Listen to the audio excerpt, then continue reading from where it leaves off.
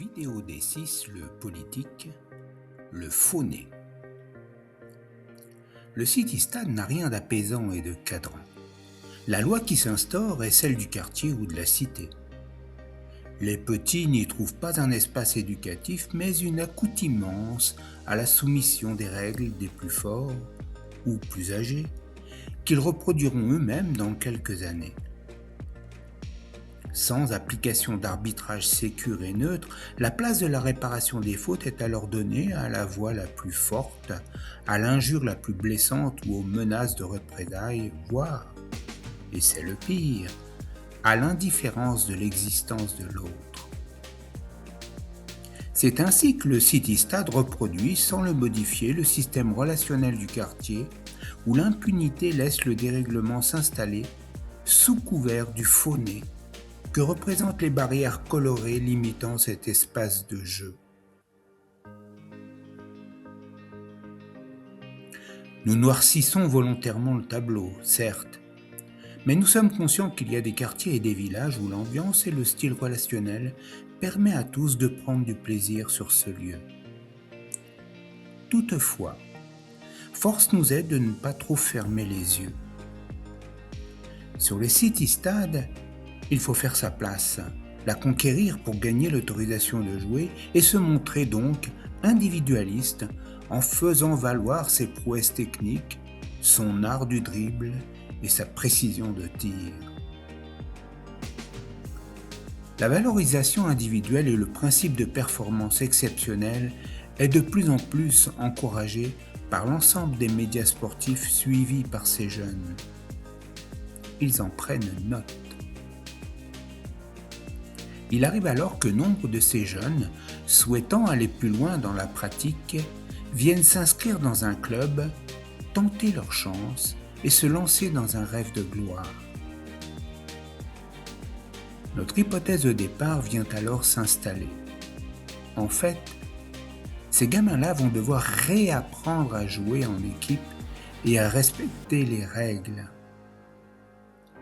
Cet effort vient contrarier leur attente et va se glisser en frustration. La montée des incivilités et des comportements totalement étrangers aux valeurs du foot et du sport s'installe alors au cœur même de l'équipe. Ce faisant, ces jeunes joueurs tentent d'occuper la place en séduisant par un niveau technique non négligeable et installent un réseau d'influence ou comportementale issu du système city-stade où l'adulte, représentant le cadre, sont éloignés. Le club et les coachs sont parfois décontenancés et ne perçoivent pas que derrière leur enseignement se glissent ou se tissent d'autres modes de relation que le city-stade a générés. Des résistances apparaissent sous forme d'opposition aux interventions des adultes, à leurs exigences, perçues comme intrusives à leur liberté.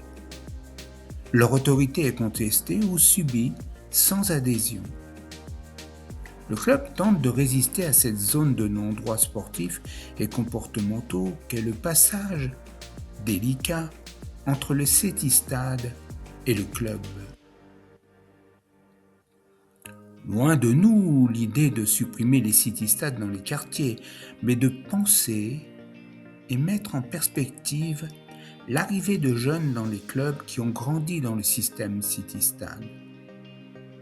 Les constats des éducateurs et des dirigeants sur le langage, l'attitude vis-à-vis des adultes, des adversaires, des règles et de l'arbitre touchent de plus en plus de jeunes joueurs qui n'ont pas incorporé qu'ils n'étaient plus sur une zone de non-droit et qu'un club soit un cadre normé. Ainsi, ceux qui franchissent le pas de s'inscrire dans un club après avoir été imprégnés du fonctionnement city-stade se retrouvent en difficulté et n'apprécient pas du tout que l'on ne reconnaisse pas leur talent. Toutes ces règles et autres obligations comportementales les saoulent.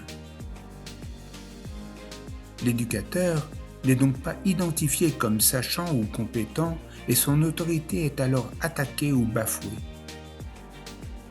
Le club, pour eux, est une entité gazeuse considérée autant que l'idée de bahut scolaire.